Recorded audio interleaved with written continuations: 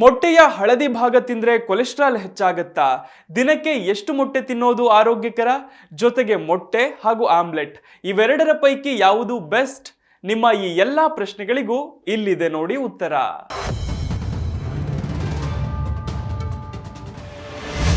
ಮೊಟ್ಟೆಯ ಹಳದಿ ಭಾಗ ತಿಂದ್ರೆ ಕೊಲೆಸ್ಟ್ರಾಲ್ ಹೆಚ್ಚಾಗುತ್ತಾ? ದಿನಕ್ಕೆ ಎಷ್ಟು ಮೊಟ್ಟೆ ತಿನ್ನೋದು ಆರೋಗ್ಯಕರ? ಮೊಟ್ಟೆ ಸೇವನೆ ಆರೋಗ್ಯಕ್ಕೆ ತುಂಬಾನೇ ಒಳ್ಳೆಯದು ಎನ್ನಲಾಗುತ್ತೆ. ಪೌಷ್ಟಿಕಾಂಶದಿಂದ ಕೂಡಿರುವ ಮೊಟ್ಟೆಯು ಪ್ರೋಟೀನ್, ವಿಟಮಿನ್ಗಳು, ಖನಿಜಗಳು ಮತ್ತು ಆರೋಗ್ಯಕರ ಕೊಬ್ಬುಗಳಿಂದ ಸಮೃದ್ಧವಾಗಿವೆ. ಮೊಟ್ಟೆಯ ಹಳದಿ ಲೋಳೆಯಲ್ಲಿ ಕೊಲೆಸ್ಟ್ರಾಲ್ ಕೂಡ ಇರುತ್ತೆ. ಹಾಗಾಗಿ ಪ್ರತಿದಿನ ಮೊಟ್ಟೆ ಸೇವಿಸೋದು ಕೊಲೆಸ್ಟ್ರಾಲ್ ಹೆಚ್ಚಳಕ್ಕೆ ಕಾರಣವೇ ಎನ್ನುವ ಪ್ರಶ್ನೆ ಪ್ರತಿಯೊಬ್ಬರಲ್ಲೂ ಇದೆ. ನಿಮ್ಮಲ್ಲೂ ಈ ಪ್ರಶ್ನೆಗಳಿದ್ರೆ ಇಲ್ಲಿದೆ ಉತ್ತರ.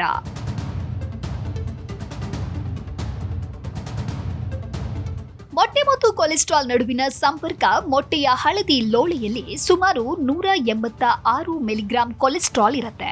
ಆದರೆ ಬಿಳಿ ಭಾಗವು ಕೊಲೆಸ್ಟ್ರಾಲ್ ಹೊಂದಿರುವುದಿಲ್ಲ. ಆಹಾರದಲ್ಲಿ ಕೊಲೆಸ್ಟ್ರಾಲ್ ಹೆಚ್ಚಾಗೋದ್ರಿಂದ ರಕ್ತದಲ್ಲಿನ ಕೊಲೆಸ್ಟ್ರಾಲ್ ಮಟ್ಟವೂ ಹೆಚ್ಚಾಗತ್ತೆ. ಆದರೆ ಇತ್ತೀಚಿನ ಅಧ್ಯಯನಗಳು ಮೊಟ್ಟೆಗಳಲ್ಲಿನ ಕೊಲೆಸ್ಟ್ರಾಲ್ ದೇಹದ ಕೊಲೆಸ್ಟ್ರಾಲ್ ಮಟ್ಟವನ್ನ ಟ್ರಾನ್ಸ್ ಕೊಬ್ಬು ಮತ್ತು ಸ್ಯಾಚುರೇಟೆಡ್ ಕೊಬ್ಬಿನಂತಹ ಅಂಶಗಳಷ್ಟು ಪರಿಣಾಮ ಬೀರುವುದಿಲ್ಲ ಎಂದು ತಿಳಿಸುತ್ತೆ.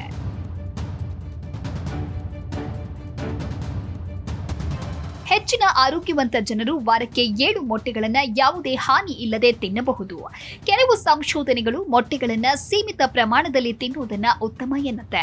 ಪ್ರೋಟೀನ್ ಸ್ನಾಯುಗಳನ್ನು ನಿರ್ಮಿಸಲು ಸಹಾಯ ಮಾಡುತ್ತೆ. ಮಧುಮೇಹ ಮತ್ತು ಹೃದ್ರೋಗಿಗಳು ಮೊಟ್ಟೆಗಳನ್ನು ಸೀಮಿತ ಪ್ರಮಾಣದಲ್ಲಿ ತಿನ್ನಬೇಕು.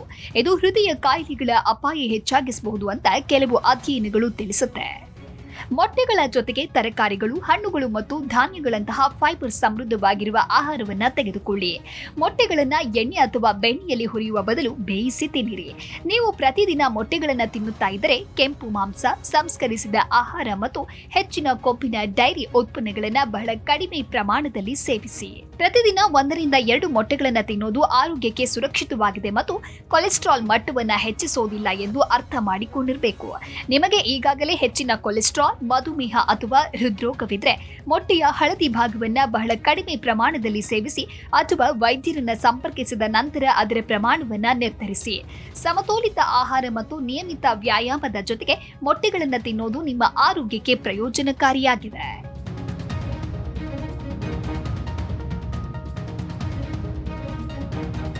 ಮೊಟ್ಟೆಯು ಒಂದು ಪೌಷ್ಟಿಕಾಂಶಭರಿತ ಆಹಾರವಾಗಿದೆ. ಒಂದು ಮೊಟ್ಟೆಯು ಸರಿಸುಮಾರು 72 ಕ್ಯಾಲೋರಿಗಳು, 6 ಗ್ರಾಂ ಪ್ರೋಟೀನ್ ಮತ್ತು 5 ಗ್ರಾಂ ಆರೋಗ್ಯಕರ ಕೊಬ್ಬನ್ನು ಹೊಂದಿರುತ್ತೆ.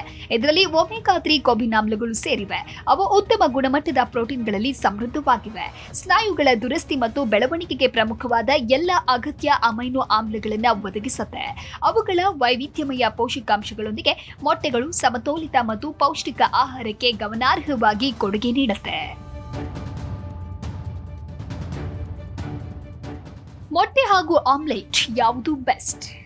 ಹೆಚ್ಚಿನವರು ಮೊಟ್ಟೆಯನ್ನ ಬೇಯಿಸಿ ತಿನ್ನುತ್ತಾರೆ ಅಥವಾ ಆಮ್ಲೆಟ್ ಮಾಡಿ ತಿಂತಾರೆ. ಆದರೆ ಅವುಗಳಲ್ಲಿ ಯಾವುದು ಉತ್ತಮ ಪೌಷ್ಟಿಕಾಂಶವನ್ನ ನೀಡುತ್ತೆ ಮತ್ತು ಯಾವುದು ಉತ್ತಮ ಅಂತ ಅನ್ನೋದು ಹೆಚ್ಚಿನವರಿಗೆ ತಿಳಿದಿಲ್ಲ. ನಾವಿಂದು ಮೊಟ್ಟೆಯನ್ನ ಯಾವ ರೀತಿ ತಿನ್ನುವುದು ಆರೋಗ್ಯಕರ ಅನ್ನೋದನ್ನ ತಿಳಿಯೋಣ. ಮೊಟ್ಟೆಗಳು ಸಂಪೂರ್ಣ ಪ್ರೋಟೀನ್ ಮೂಲವಾಗಿದ್ದು ಸ್ನಾಯುಗಳ ದುರಸ್ತಿ ಮತ್ತು ಬೆಳವಣಿಗೆಯನ್ನ ಉತ್ತೇಜಿಸುತ್ತೆ. ಅವು ವಿಟಮಿನ್ ಡಿ, B12 ಮತ್ತು ರಿಬೋಫ್ಲಾವಿನ್ ಅನ್ನ ಒಳಗೊಂಡಿರುತ್ತೆ. ಇದು ಶಕ್ತಿ ಉತ್ಪಾದನೆ ಮತ್ತು ಒಟ್ಟಾರೆ ಚೈತನ್ಯಕ್ಕೆ ಅವಶ್ಯಕವಾಗಿದೆ. ಅವು ಕೊಲ್ಲಿನ್ನಲ್ಲಿ ಸಮೃದ್ಧವಾಗಿದೆ. ಇದು ಮೆದುಳಿನ ಆರೋಗ್ಯ ಮತ್ತು ಬೆಳವಣಿಗೆಯನ್ನ ಬೆಂಬಲಿಸುತ್ತದೆ. ಗರ್ಭಾವಸ್ಥೆಯಲ್ಲಿ ಮೊಟ್ಟೆ ಸೇವನೆ ಉತ್ತಮ.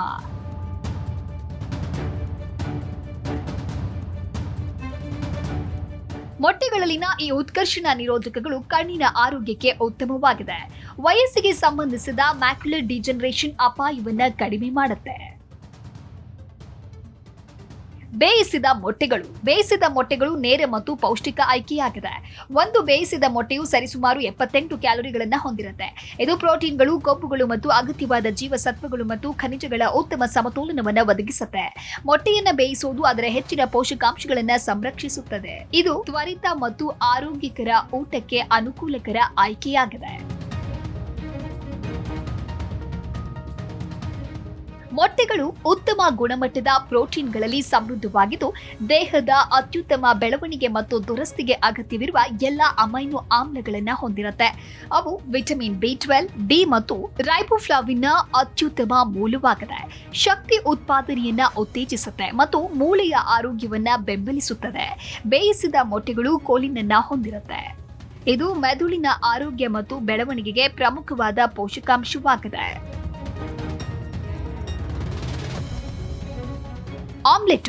ಆಮ್ಲೆಟ್ಗಳು ರುಚಿಕರವಾದ ಮತ್ತು ಬಹುಮುಖವಾಗಿದ್ರು ಚೀಸ್, ತರಕಾರಿಗಳು ಮತ್ತು ಕೆಲವೊಮ್ಮೆ ಮಾಂಸದಂತಹ ಹೆಚ್ಚುವರಿ ಪದಾರ್ಥಗಳೊಂದಿಗೆ ಮೊಟ್ಟೆಗಳನ್ನು ಬೇಯಿಸುವುದನ್ನು ಒಳಗೊಂಡಿರುತ್ತೆ. ಆಮ್ಲೆಟ್ನ ಪೌಷ್ಟಿಕಾಂಶದ ವಿವರವು ಅದರ ಪದಾರ್ಥಗಳ ಆಧಾರದ ಮೇಲೆ ವ್ಯಾಪಕವಾಗಿ ಬದಲಾಗಬಹುದು.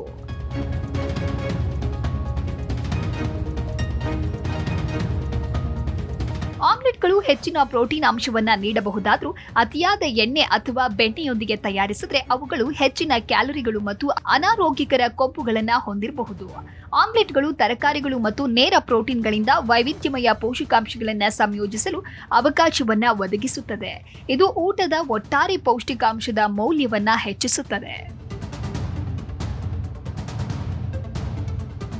ಪೌಷ್ಟಿಕಾಂಶದ ವಿಷಯಕ್ಕೆ ಬಂದಾಗ ಬೇಯಿಸಿದ ಮೊಟ್ಟೆಯು ಅದರ ಹೆಚ್ಚಿನ ನೈಸರ್ಗಿಕ ಒಳ್ಳೆಯತನವನ್ನು ಉಳಿಸಿಕೊಳ್ಳುತ್ತೆ. ಯಾಕೆಂದ್ರೆ ಅದು ಹೆಚ್ಚುವರಿ ಕೊಬ್ಬುಗಳು ಅಥವಾ ಇತರ ಯಾವುದೇ ಪದಾರ್ಥಗಳಿಲ್ಲದೆ ಬರೀ ನೀರಿನಲ್ಲಿ ಬೇಯಿಸಲಾಗುತ್ತೆ. ಬೇಯುವ ಪ್ರಕ್ರಿಯೆಯು ಮೊಟ್ಟೆಯ ಪ್ರೋಟೀನ್ಗಳು ಮತ್ತು ಪೋಷಕಾಂಶಗಳನ್ನು ಸಂರಕ್ಷಿಸುತ್ತದೆ.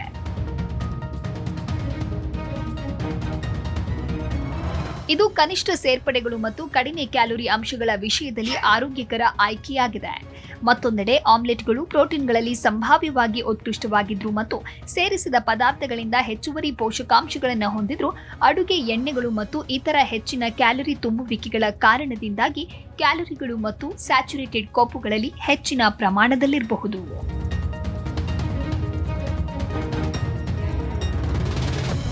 ಒಬ್ಬ ದಿನಕ್ಕೆ ಎಷ್ಟು ಮೊಟ್ಟೆಗಳನ್ನು ತಿನ್ನಬೇಕು? ದೈನಂದಿನ ಮೊಟ್ಟೆಯ ಸೇವನೆಯು ವೈಯಕ್ತಿಕ ಆರೋಗ್ಯ ಅಂಶಗಳ ಆಧಾರದ ಮೇಲೆ ಬದಲಾಗುತ್ತೆ. ಸಾಮಾನ್ಯವಾಗಿ ಮೊಟ್ಟೆಯ ಸೇವನೆಯು ದಿನಕ್ಕೆ ಸುಮಾರು 1 ರಿಂದ 2 ಮೊಟ್ಟೆಗಳನ್ನು ಸೇವಿಸುವುದರಿಂದ ಪ್ರೋಟೀನ್, ಜೀವಸತ್ವಗಳು ಮತ್ತು ಖನಿಜಗಳಂತಹ ಅಗತ್ಯ ಪೋಷಕಾಂಶಗಳನ್ನು ಒದಗಿಸುತ್ತದೆ.